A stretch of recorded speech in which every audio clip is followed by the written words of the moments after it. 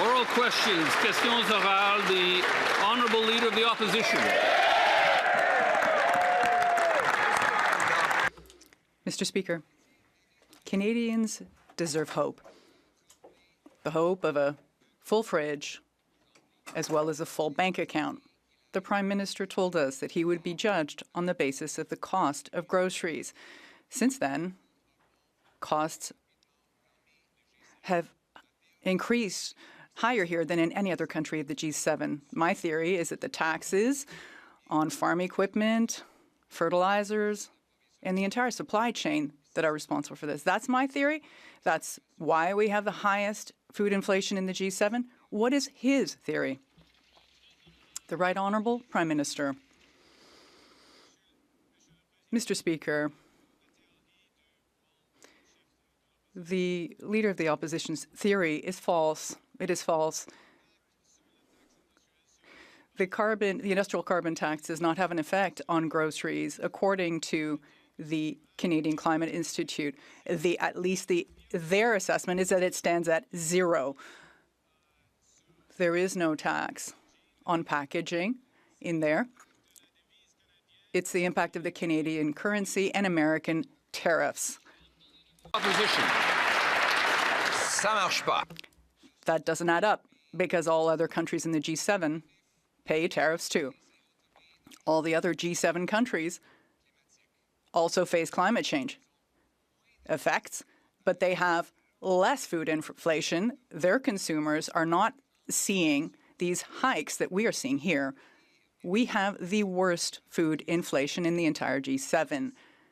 The Prime Minister is not explaining the cause for this. I say it's the taxes, these inflationary deficits that he's imposing. Will he work with us to do away with these taxes and make groceries affordable? The Right Honourable Prime Minister.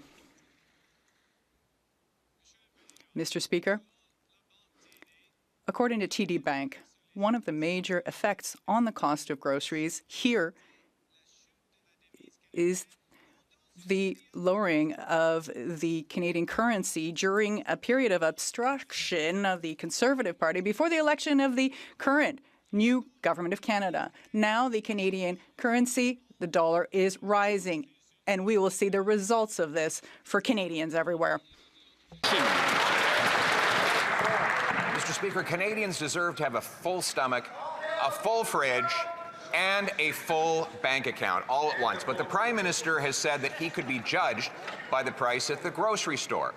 Since that time, food inflation has doubled, and grocery prices are rising faster in Canada than any other country in the G7.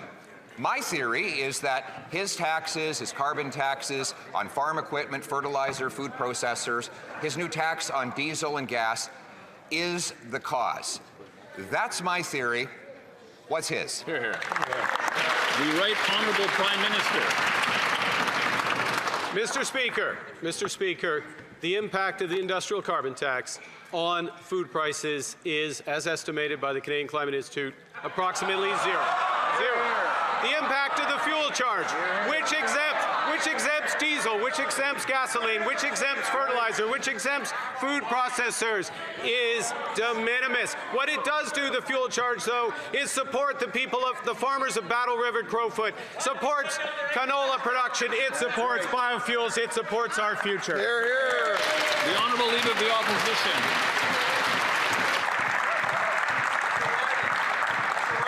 Well, now we'll have to find out if the Prime Minister is telling the truth or whether his Environment Department is telling the truth. Their document shows that he says it doesn't apply to gasoline. According to his own Environment Department, it applies to both diesel and gasoline, 7 cents a litre this year, and yes, it does apply on farmers, fishers, and others. But regardless, we have the highest food inflation in the G7. I've given my theory on why, under his leadership, Canadians are paying more faster than anyone else. What is his theory for his terrible record on food inflation? The Right Honourable Prime Minister. Mr. Speaker, I know the Leader of the Opposition is just visiting his riding. But he would spend more time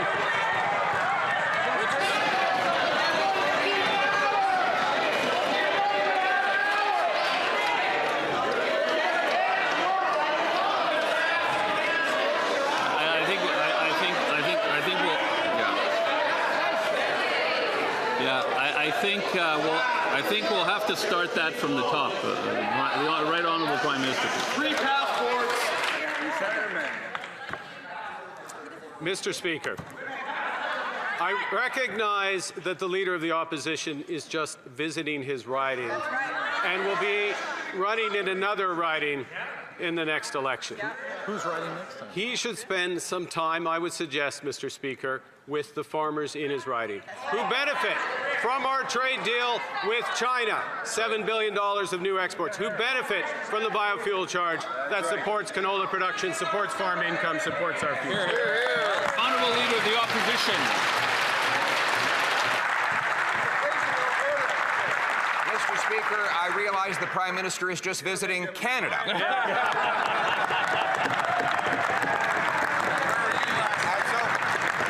I welcome him. Let's go to my riding. Let's go to Drumheller. Let's go to Camrose. Let's go to Consort, and let's ask them if they believe that when you charge a 7-cent a litre tax on diesel and on gasoline to grow and ship food, when you tax fertilizer and farm equipment, whether that gets passed on in the highest grocery prices in the G7. Is he ready to make that trip and talk about that tax? The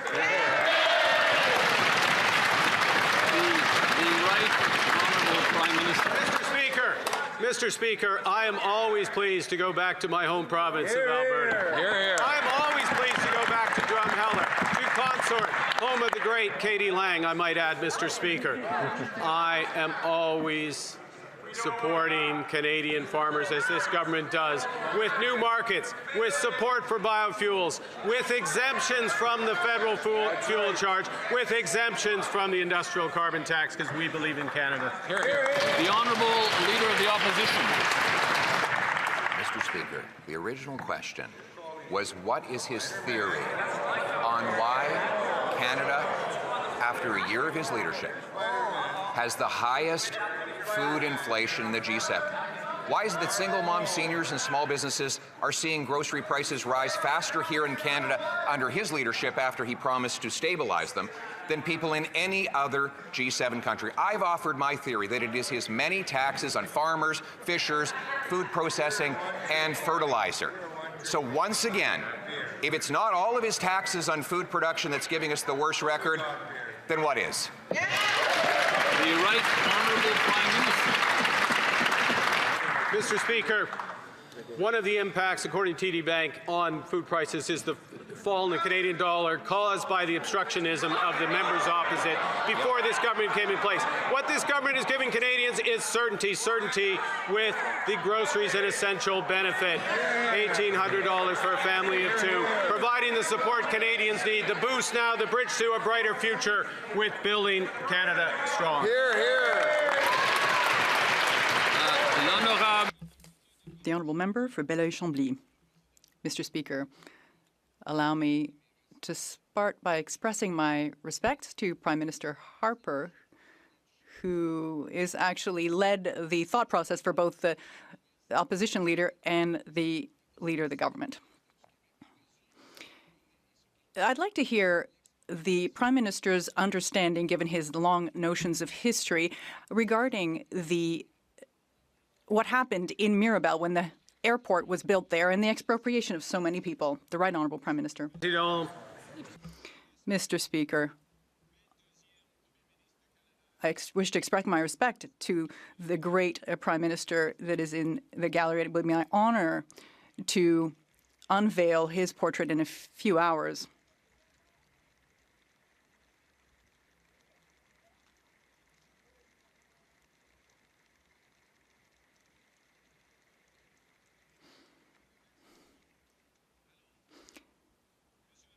Mr. Speaker, this high-speed rail line is a major national project.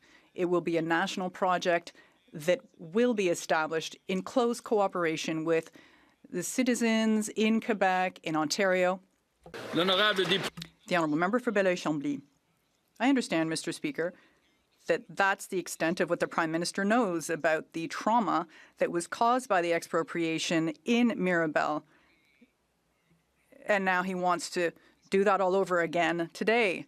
Does he believe that expropriating people without consent by by email expropriation with no impact assessments, with no true consultation, are going to in some way reduce the trauma experienced by the people in Mirabel and the Laurentides region? The Right Honourable Prime Minister. Mr. Speaker, we are cooperating closely with the constituents in Mirabel, in Quebec, and in Ontario to have a small corridor, not a huge airport, for one project that will create over 50,000 jobs, good jobs, here in Canada. Honorable député de Belleuil-Chambly. The Honourable Member for Belleuil-Chambly. I don't know any agricultural producer who thinks that his or her business is too small to be worthy of respect. You can suspend rules, laws, parliamentary privileges, suspend environmental consultations, suspend rules relating to expropriation. Is that not all evidence that C5 and C15 are heartless bills? The Right Honourable Prime Minister. Mr. Speaker, the process will be respectful and transparent. It will be inclusive. But the question he is asking actually, is the member for Chambly in favor or against the high-speed rail? In favor of the future of Quebec, for or against the future of Canada? The Honourable Leader of the Opposition. Mr. Speaker, the food crisis is the worst problem in Canada for families. There are single mothers who are not even sure they'll be able to pay their bills. I asked the Prime Minister for his theory because if he's unable to diagnose the cause of inflation, of the soaring prices, he cannot find a solution. The Bank of Canada is saying that 2/3 of the increases are due to domestic issues. I'm going to give him another opportunity as a great economist to explain what is the cause for the worst food inflation in Canada.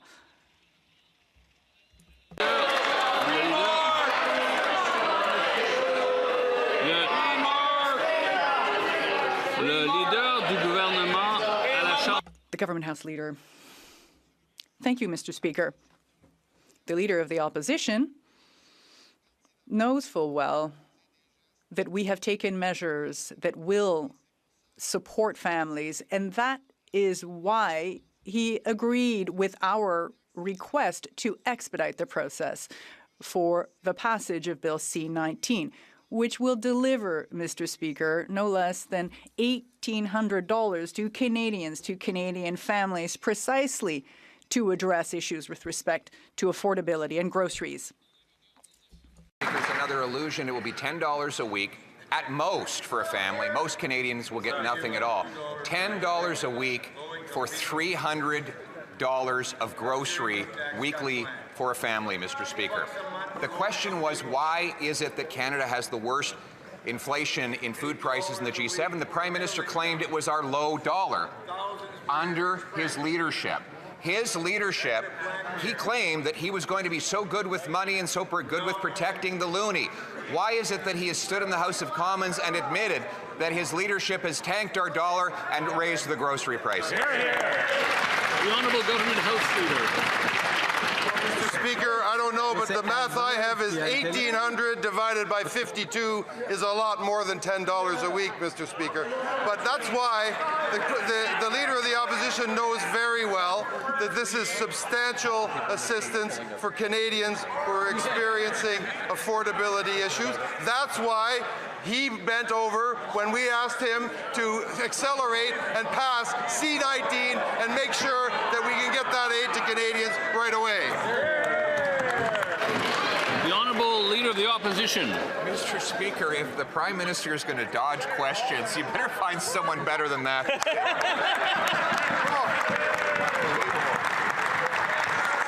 We've said that we would work with the government to save the people that the Prime Minister has priced out of groceries. And if that $10 a week might make the difference for a very small number of people, you can bet we'll work hard to do it. We're willing to put differences aside because Canadians are suffering the worst inflation in food prices in the G7.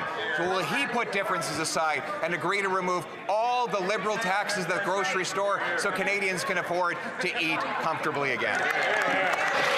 The Honourable Minister of Jobs and Families. All we hear from the opposition are imaginary taxes that they believe in some. I can't hear anything, I can't hear anything because there's too much noise. So, okay, that's better. The Honourable Minister of Jobs and Families.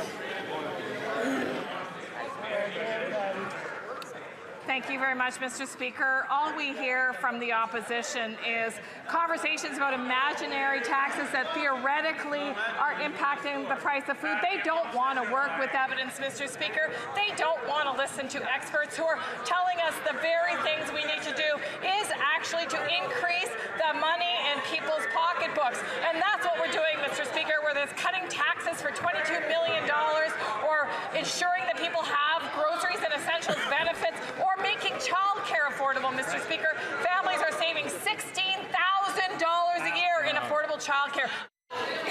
The Honourable Member for Regina Louvain. It took her a long time to get there, Mr. Speaker. The Finance Minister promised 3 years ago he'd stabilize grocery prices by Thanksgiving of 2023. Since then, coffee's up 33%, beef is up 27%, lettuce is up 40%, and Canada is leading the G7 in food inflation.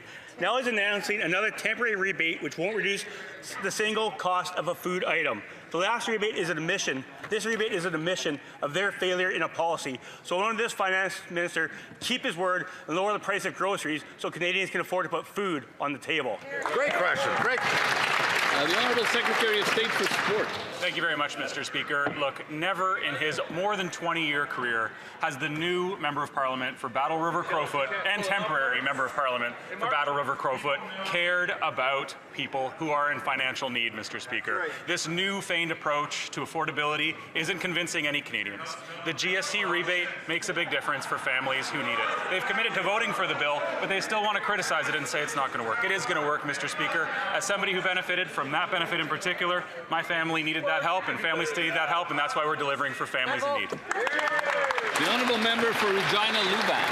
Mr. Speaker, these aren't my words. That's the Liberal Finance Minister said he'd have grocery prices under control by 2023. Thanksgiving, Mr. Speaker. So even my kids know that you should do what you say you're going to do. Why can't this Finance Minister figure it out? It's time for them to make sure that Canadians can afford to put food on the table. So when will he keep his word to Canadians so they can afford to feed their families? Great question. Great. The Honourable Parliamentary Secretary. Up until recently, Mr. Speaker, the Conservatives have been frequently quoting Food Banks Canada.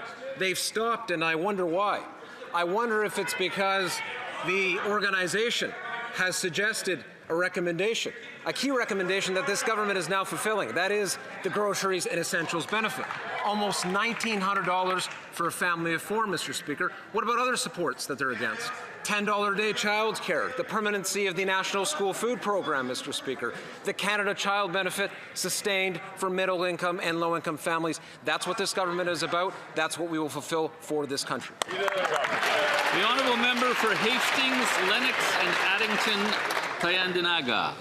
Since 2023, this very Finance Minister promised to stabilize food prices. Instead, Canadians continue to face out-of-control grocery costs, something anyone who shops in our communities sees every single day. A temporary rebate will not fix the root cause, poor economic policy. The last time rebates were used, Canada ended up with the highest food inflation in the G7. So why now should Canadians trust this Finance Minister to actually lower grocery prices? The Honourable Secretary of State for Seniors. You know, it's funny, Mr. Speaker. On the one hand, they chide the groceries and essentials benefit. On the other hand, they're upset that it's not for everyone. I remember when I was Minister of Service Alberta and I had my new baby, and I suddenly started getting these childcare benefit checks that I didn't need. But families that did need the money weren't getting as much. We are ensuring that the families that need the money are getting the money they need. Families like the families in Esquimalt, Saanich, Sooke, single seniors who are going to get an extra $950 a year to help pay for toilet paper and lettuce and coffee. Those are the families that need this money. Those are the families that they're fighting against. Tell me why. The honourable member for Hastings, Lennox and Addington, Tyendinaga. Bill C-19 is not going to lower food prices, but we won't block a small rebate for those who actually qualify. Over the past 3 years, Mr. Speaker, the prices of beef and lettuce and baby formula, everything has surged. Even basic student staples like Kraft Dinner and canned beans are more expensive. Canadians need leadership that delivers. That means eliminating the industrial carbon tax, removing the fuel standards tax, and strengthening competition in the grocery store. So, Mr. Speaker, when will this government start governing responsibly and lift these burdens so Canadians can afford groceries on their paychecks? The Honourable Minister for Women and Gender Equality. Mr. Speaker, let's break down affordability for an average young family of 4 in a year. The Canada Groceries and Essentials benefit delivers nearly $1,900. That same family can receive the Canada Child Benefit, which provides $7,000. They're also saving $16,000 for affordable childcare, $730 for dental care, $800 through the National School Food Program, and they'll get $840 because we've cut taxes for Canadians. That's up to $50,000 of savings. And Mr. Speaker, none of these would even exist if this was a Conservative government. The honourable member for Shefford. Mr. Speaker, there are retirees who are being denied their old age security because of errors in the QRAM software. And the minister says, well, give us their names and we'll help them. Mr. Speaker, there are 500,000 new applicants every year. If we go by the minister's figures from yesterday, which in fact, incidentally, are constantly changing, and it's true that only 2% of cases are problematic, well, that still means 10,000 retirees could be affected. When is she going to help them instead of downplaying their problems? The Honourable Minister for Jobs. Thank you, Mr. Speaker.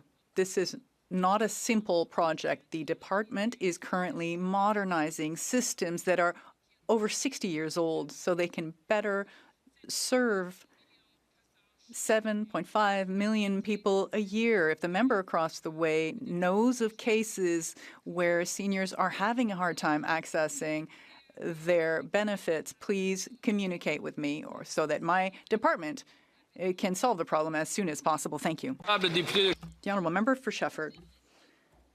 Mr. Speaker, well, at first, there were no problems with pensions at the start. They said that, it was a fear-mongering campaign. The following week, they were talking about 30 or so cases, 0.2% of files. Now, yesterday, they were saying 2% of claimants. That would be 10,000 cases. And the Liberals are still saying, or giving the impression, that it's not serious. This government is so used to providing poor service to people that 10,000 retirees with no pension check, it's just not that serious. Why is there nothing serious with this government? Honourable Secretary of State for Seniors. One senior not getting a check is already too many. More than 90% of claimants have received their benefits without delay. The department is working hard to deliver, and we are continuing to improve the process for the delivery of these benefits. McMurray Cold Lake. 3 years ago, the finance minister promised Canadians he would stabilize food prices. Yet, Canada now leads the G7 in food inflation. The price of lettuce is up nearly 40%, coffee up 33%, beef up 27%, and baby formula up 13%. Their solution, a temporary rebate, not addressing the root cause of why food inflation is so much higher here, and nor will it bring down the cost of any of the food. Why should Canadians trust that his new program will help them when the last led to the highest food inflation in the G7? The Honourable Minister for Women and Gender Equality. Mr. Speaker, speaking of affordability, I know how it feels to pay over $2,000 a month on childcare when I was raising my 2 young kids. Good news, Mr. Speaker, today families are saving over $16,000 per year thanks to our affordable childcare that our government put in place. Our national early learning and childcare is also about giving families more choice. Mr. Speaker, this is empowering parents, especially mothers, who can choose to go to work, who can choose to run their business. This is helping them contribute to our economy and building our Canada strong. Honourable member for Fort McMurray Cold Lake. The problem is their solutions, their programs, they're just not working. They're making it so that 1 in 3 kids is in the line at the food bank. 700,000 children accessing a food bank every single month. Food inflation is twice as high since when the Prime Minister took office a year ago, and twice as high as what we see in the United States. The question is simple. Will they just listen to Conservatives, steal our idea, and support our motion to introduce a food affordability plan, eliminating the industrial carbon tax, eliminating the fuel standards tax, and increase competition amongst grocery stores? The Honourable Minister of Jobs and Families. Mr. Speaker, they'd have to have some good ideas for us to steal them. So we're always interested in good ideas on this side of the House. But, you know, the member Fort McMurray Cold Lake just said that nothing's working in her province. Well, let me tell you that the National School Food Program is feeding 58,000 children in her province. In fact, parents in her province are saving up to $13,700 per child, Mr. Speaker, per year through early learning and childcare, and there's been 46,000 spaces created since 2021. So clearly, the member hasn't spoken to the families in her riding.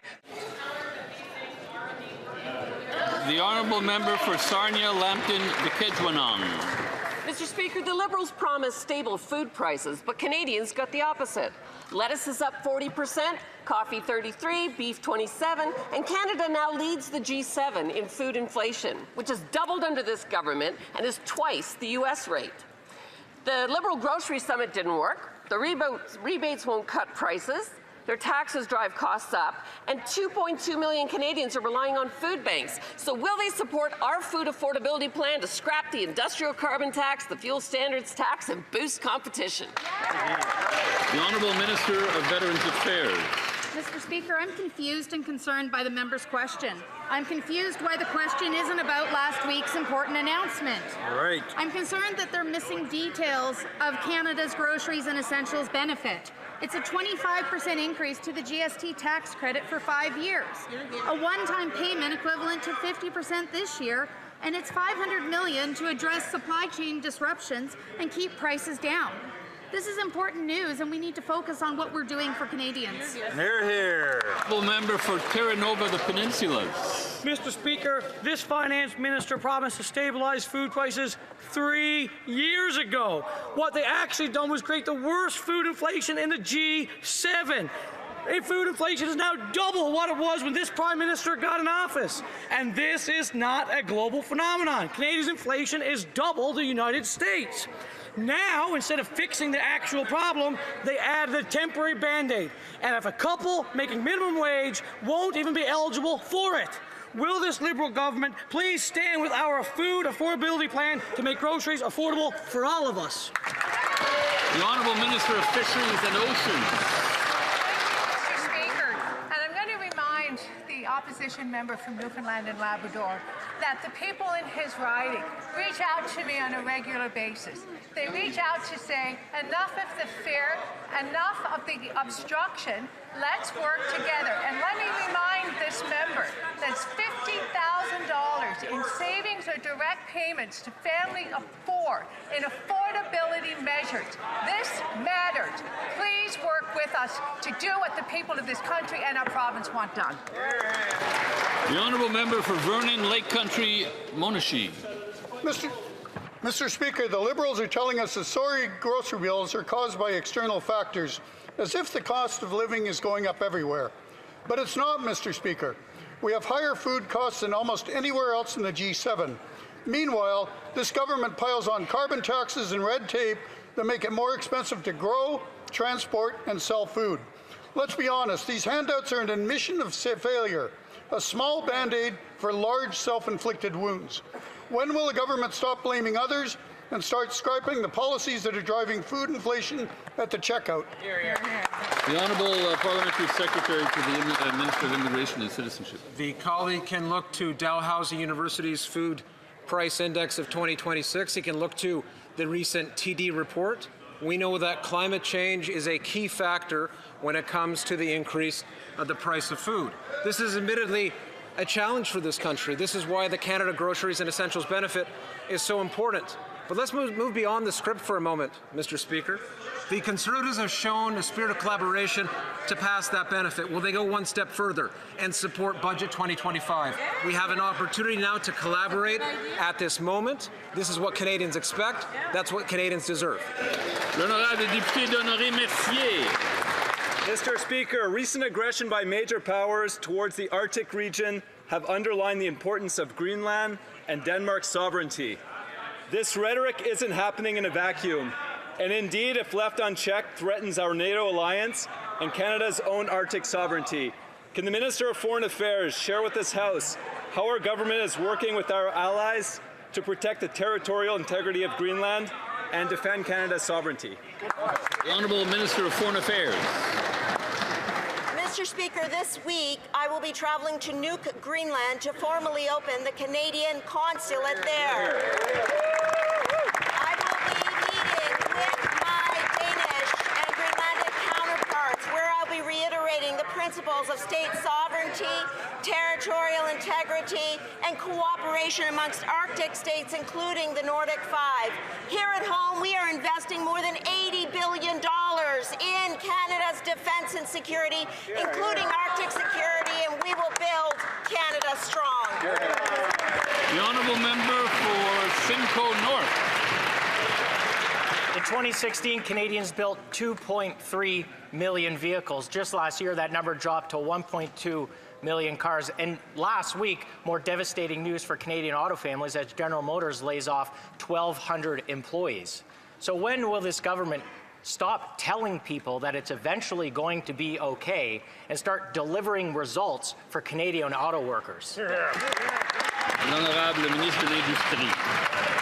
Speaker, of course, our hearts and minds are with the auto workers, and we're there for them. Again, this morning, I was on the phone with Premier Ford and with Vic Fideli, working on new opportunities to bring automaking even more to the country. That being said, what we never hear from the Conservatives is the fact that these auto workers are victims of the U.S. unjustified and unjustifiable tariffs. Why aren't they denouncing that?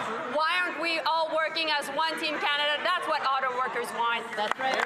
The Honourable Member for Simcoe North. Mr. Speaker, of course we denounce those tariffs, but with all due respect to the minister, she's had 10 years with her Liberal colleagues to protect the auto sector here in Canada.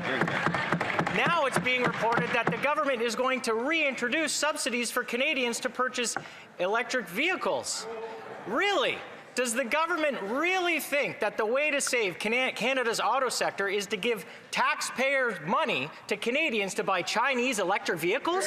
L'Honorable Ministre de l'Industrie. Mr. Speaker, what is clear from this government is that notwithstanding the U.S. tariffs, we were able, after 10 years of creating 3,000 new jobs at the Windsor Nexstar plant, battery plant, which the Conservatives are against. Why being against 3,000 jobs in Windsor? And we were able also to create 4,000 jobs in St. Thomas in a Conservative riding. Why are they against it? Why aren't we all working together to make sure that we're attracting new investment in the auto sector? And meanwhile, we're working with the province of Ontario on a great auto strategy. The Honourable Member for Oshawa. Speaker, in 2016, Canada assembled 2.3 million cars. By 2025, that number has collapsed to 1.2 million. Under this Liberal government, Canada's auto industry has been cut in half, and on Friday, 1,200 more auto workers in Oshawa worked their last shift. This Prime Minister promised Canadians he was the one to be trusted to get us a deal. So instead of saying who cares, will the Prime Minister commit to protect Canada's auto industry and get Oshawa auto workers their jobs back? L'honorable ministre de l'Industrie. Mr. Speaker, we will get Oshawa's auto workers' job back. But you know what? My colleague is misleading this House because what she's missing in the Trillium report she's referring to is in 2016, Japanese automakers were responsible for 44% of automaking in Canada, auto production, and at this point, it's now 77%. And so we will invest in those who invest in us, and we will support those who are making sure that our auto workers are at work. Member for Oshawa. Mr. Speaker, this minister has sat at the cabinet table for more than 10 years, and under her watch, the Liberal government has deindustrialized Canada, leaving the auto industry to be sacrificed to the U.S. Her inconsistent answers from suing auto manufacturers to saying that the government is getting its money back and restricting access to Canadian market to GM only continues to fuel the uncertainty that auto workers across Canada are feeling. Will the Prime Minister act now and tell auto workers in Oshawa and across Canada how they're going to get their jobs back? The Honourable Minister responsible for Canada-US trade. Mr. Speaker, perhaps you'll allow me to add my voice to other colleagues to say how happy I am to see former Prime Minister Harper in Ottawa today. I had the privilege, like you, Mr. Speaker, of serving in this House when Mr. Harper was Prime Minister of Canada for 9 years, and it's a privilege to see him in good health and smiling in Ottawa today. And with respect, Mr. Speaker, to supporting the auto industry, I also remember as an opposition MP, even in the far corner over there in the third party, Mr. Harper and his ministers supporting the auto industry at an important moment in our history, and that's exactly what our government will continue to do, Mr. Speaker, as the former Prime Minister did in those years as well. The Honourable Member for Oxford. Mr. Speaker, Canada once built over 2 million vehicles in a single year, but under the Liberals, that is now down to 1.2 million. That's nearly half. And as production drops, 1,200 more auto workers in Oshawa just worked for the last shift just this last week. CAMI workers who lost their jobs are now getting heavily taxed payouts, and they're struggling to make ends meet while their plant sits idle. There is no production, there is no timeline, and there is no support. So after destroying Canada's auto industry, when will these Liberals finally stand up for auto workers? The Honourable Secretary of State for Labour. Mr. Speaker, I met with Unifor in that member's riding, and I'll tell you something that the auto workers told me. They told me they want opportunities, Mr. Speaker. They want opportunities to grow the economy, Mr. Speaker, and that's what we're doing. Last year, since we've been elected, we created 180,000 jobs, Mr. Speaker. Wages are rising. Inflation is within Bank of Canada's target range. Mr. Speaker, the Prime Minister is focused on building opportunity, building bold, building new opportunities with Canadian steel and Canadian lumber, working with unionized workers, Mr. Speaker. We're investing in infrastructure, growing key industries, investing in trade so Canadian businesses can create new opportunities, Mr. Speaker. Canada has one of the strongest economies in the G. The Honourable Member for Oxford. Mr. Speaker, auto workers in my riding, they want their jobs back. Auto workers have kept our country moving for generations. They're hardworking, they're tough, they're highly skilled, but this government keeps selling them out. We need Canadian cars made with Canadian steel, made by Canadian workers. The Liberals, they promised a deal. They promised they would defend Canadian jobs, but we're seeing job losses right across our country. So how many more auto workers have to lose their livelihoods before this government starts putting Canada's jobs first? Yeah, way to go! The Honourable Secretary of State. Mr. Speaker, we are fighting for those auto workers every single day. Mr. Speaker, but you know what I want to tell you? That those workers want us to work together. And that is what exactly Prime Minister Carney's plan delivers. Time and time again. I think the member knows, and clearly didn't mean to do that, I hope. Mr. Speaker, the Conservatives are obstructing the Prime Minister's plan. Mr. Speaker, time and time again, the Conservatives vote no.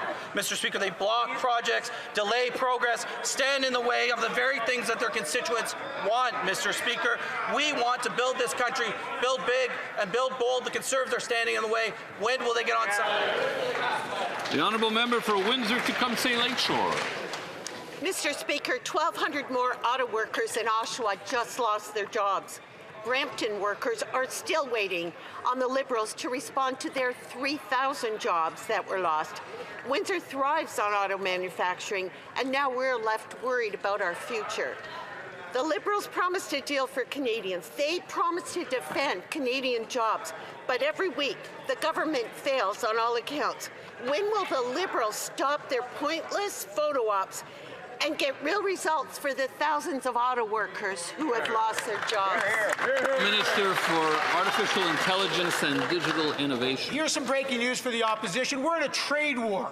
Illegal and unjustified tariffs are taking those jobs, and this party is fighting for those jobs and investing in the auto sector. You know how to fight for Canadians, Mr. Speaker? You fight for auto jobs. You cut taxes for 22 million Canadians. You boost the GST rebate, helping to put food on the table. You build affordable homes. You invest in defense, childcare, pharmacare. That's how you fight for Canada. You believe in Canada, you build in Canada, you buy in Canada. They should try it. The Honourable Member for Louis Saint Laurent, Akawenraka. Mr. Speaker, the forestry sector is very important for all Quebecers. 57,000 people in Quebec work in forestry, but unfortunately, Mr. Speaker, news is dire. On the North Shore, the Dumtar-Outarde sawmill is going to close. In Amos, 100 people are going to lose their jobs at the Arbeck factory. That is the reality in the field, Mr. Speaker. We need positive measures, constructive measures with real results. Why is the government incapable of doing so for Canada's economy? The Honourable Minister for Industry. It is clear that those who work in forestry are being impacted by the tariff war, and that is a reason for which we've tabled a number of important measures, and the Minister for Natural Resources, my colleague, is working on a plan. For now, through BDC, through the Regional Development Economic Development Agency, we are doing work, and we will work with my friend across the way on particular cases because we have to defend our forestry workers in Quebec. The Honourable Member for Louis Saint Laurent, Akawenraka. I would also like to tell the Minister, yes, perhaps I could call her a friend as well, but unfortunately, their policies don't work. Quebecers want results, not just empty words. Her Prime Minister said that he was going to rectify tariffs on the 21st of July, 45% tariffs on lumber. Here's an idea. We could reduce bureaucracy. We could eliminate anti-development acts. We could reduce taxes. Are they going to do this to get actual results for once? Do not forget to ask questions through the Speaker. The Honourable Minister for Industry. Thank you. I'm listening to my colleague, and we're already doing a lot of what he's mentioning, including reducing red tape. But what is easy to do as a Conservative is to not denounce the rhetoric coming from the White House. They've never said that the tariffs are unjustified. They've never said that we're in a trade war. Never have they said that the victims of this trade war are those who are working in the lumber industry, in the aluminium industry, in the steel industry, and in the automotive industry. So the question is, why are they so silent on the question? Barbara Woburn.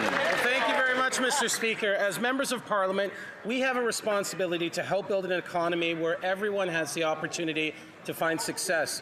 While some Conservatives continue to dismiss diversity, equity, and inclusion, our government knows that empowering underrepresented entrepreneurs strengthens communities and helps build a stronger Canada. As we mark the beginning of Black History Month, can the minister responsible for small businesses speak to our government's programs to support Black entrepreneurs and help start and grow their businesses? Good question. Honourable Minister. Mr. Speaker, I thank my honourable colleague for that question and his leadership.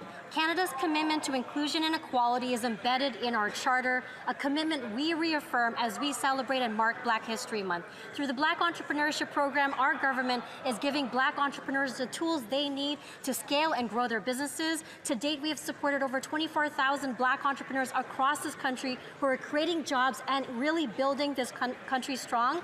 And we're building on that success by extending the program by investing $189 million. So while the Conservatives question the value of inclusion, we will unite and empower all Canadians. The honourable member for Calgary Nose Hill. Mr. Speaker, the Liberals issued millions of temporary resident permits in the last 5 years. The result? Rents have skyrocketed, emergency rooms are overflowing, and Canada's youth jobs crisis is the worst that it's ever been. 1.5 million temporary residents had their permits expire last year, and that's more than the entire population of Calgary. So a simple question, can the Minister of Immigration tell the House how many of these folks have actually left the country as the law requires them to do? The Honourable Minister of Immigration, Refugees and Citizenship. Thank you very much, Mr. Speaker. Canadians gave this government a clear mandate to bring sustainability to our immigration system. That's right. We've been clear we are reducing the temporary resident population. Our student numbers are down, our worker number are down. The temporary resident population fell by 176,000. And our asylum numbers are down by a third. We will stick to our targets. We will enforce our rules so that immigration system works for Canadians, for newcomers, and for our businesses. Thank you, Mr. Speaker. Member for Calgary Nose Hill. I had a sneaking suspicion she wouldn't answer that one because she actually boasted in the Canadian press that they brought in millions of temporary residents with no way to track if they would leave. Worse, the minister has signed off on bringing hundreds of thousands of more temporary residents this year without knowing if they will leave. At the end of this year, 3 million temporary residents will have had their visas expire. That's roughly the population of Toronto. If the minister has no idea if millions of temporary residents have left, why is she still issuing new permits? The Honourable Minister. Mr. Speaker, again, for the member's benefit, Canadians gave this government a clear mandate to bring immigration to sustainable numbers. That is exactly what we're doing. In the Globe and Mail, January 15, great article in there. TD stats show as well that the rent is decreasing, housing starts are up. There's been economic recovery. We're bringing more population to our rural communities through our rural immigration pilot as well as the Francophone immigration. We are here to strengthen our communities, bring labour gaps and fill those when needed. Thank you. The Honourable Member for Calgary Nose Hill. Mr. Speaker, I'd like you to kind of visualize the math lady gif for a moment, because last year the Liberals only removed 22,000 people who had no legal reason to be in Canada. So millions minus 22,000 is still what? Millions! I'll ask again. If the minister has no idea if millions of temporary residents have left and has no plan to remove them, why is she still issuing new permits? I didn't know there was going to be a test today. The Honourable Minister. Monsieur le Président, quand j'ai dit notre mandat. As I said, our mandate is clear. Canadians gave us a clear mandate. We are working to re-establish a firm immigration system. Recent data has shown that the population has gone down. Temporary numbers have gone down by 116,000 during the fall period. We're continuing to strengthen our economy to work for all Canadians and all businesses. Thank you, Mr. Speaker. Wealth. Mr. Speaker, every year, International Development Week is a time to recognize Canada's contribution to sustainable, inclusive development around the world. Tomorrow, the University of Guelph will welcome the International Fund for Agricultural Development and Farm Radio International to advance linkages between Canada's farm competitiveness and global rural transformation. As we mark this year's International Development Week, Can the Secretary of State describe how Canada's efforts are delivering results for partner countries and why that matters to Canadians? The Honourable Secretary of State for International Development. This year's theme for International Development Week is prosperity through partnership. Mr. Speaker, Canadians are strong when we work together and work with others. And while our development efforts are grounded in fighting poverty and advancing inclusive growth, they can also lay the groundwork for long-term mutual prosperity. I saw this myself in Indonesia, where decades of development cooperation have helped cut poverty by half, while paving the path to a new trade agreement that will benefit Canadians and Indonesians alike. Mr. Speaker, this is how we create opportunity, by building prosperity through partnership. Honourable Member for Selkirk Interlake Eastman. Mr. Speaker, these Liberals are shamefully increasing the rent and other charges on our soldiers, sailors, and air crew. With one hand, they promised a pay raise, but with the other, they're clawing it back with rent hikes and a new post-living differential. Often our troops are ending with less take-home pay than they made before. The Defence Committee recommended the rent increase be reversed, but the Minister of National Defence said no. When will the Liberals start clawing back the hard-earned pay of our troops and reverse this unfair and unnecessary rent hike? The Honourable Minister of National Defence. Mr. Speaker, we are consumed with rebuilding, rearming, rebooting our Canadian Armed Forces. We're building thousands of new homes. We are retrofitting thousands of existing units. Everyone in this House knows it's time for us to invest properly in our Canadian Armed Forces members, which is exactly what we're doing. Just for example, recently, Mr. Speaker, we acquired a 37-unit apartment building in BC as a result of an acquisition. We're making others around the country. As we build that portfolio of housing, Mr. Speaker, we will be bringing the cost down. Thank you. The Honourable Member for Rosemont-la-Petite-Patrie. Mr. Speaker, the need for nutrition, education, healthcare and equal rights, especially for women, has never been so acute anywhere in the world. And Donald Trump has decided to abolish his international aid agency. This senseless decision will cause millions of people to suffer. And what are the Liberals doing? They're doing the same thing. They're cutting funding. This is a cruel decision that will have a real impact and will increase instability and insecurity.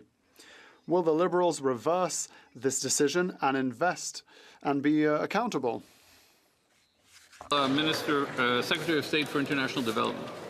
Mr. Speaker, addressing the roots of conflict and instability abroad helps reduce the risks Canadians face here at home. Investing in development helps build stronger allies, new trading partners, and new markets for Canadian businesses. Our government is making generational investments to strengthen the Canadian economy, help Canadians get ahead, and build a more resilient future for our country. And our development efforts are a critical part of that effort by strengthening our international partnerships and supporting a more peaceful, stable, and prosperous world. The Honourable Member for Vancouver East. Maintaining existing affordable and co-op housing stock is essential to address the housing crisis. China Creek Co-op in my riding were shocked to learn that there's no funding in the coming year in CMHC's budget to cover the housing charge subsidies. That means low-income families, seniors, single parents, and people trying to get by will be made homeless. They are not alone. Approximately 300,000 more homes across the country will be impacted. Will the Prime Minister tell these families they don't need to fear losing their home and confirm today that ongoing funding will be in place for their housing charge subsidy? The Honourable Minister for Housing and Infrastructure. Thank you, Mr. Speaker, and I'd like to thank the member for her question and her concern about the challenges for co-op housing. Co-op housing is really at the key priority within Build Canada Homes, and we will ensure that a significant portion of the Build Canada Homes funding will be targeted for stabilizing and investing in new co-op housing. As someone who has co-op housing in my riding, the most in BC, I obviously want to make sure my constituents and those in her constituency and co-ops across the country feel the strong support of this government. We're focused on delivering for co-ops. Je voudrais signaler aux députés la présence. In the galleries today, I would like to inform members that the Right Honourable Stephen Harper is here today. Is here today on the occasion of the unveiling of his official portrait.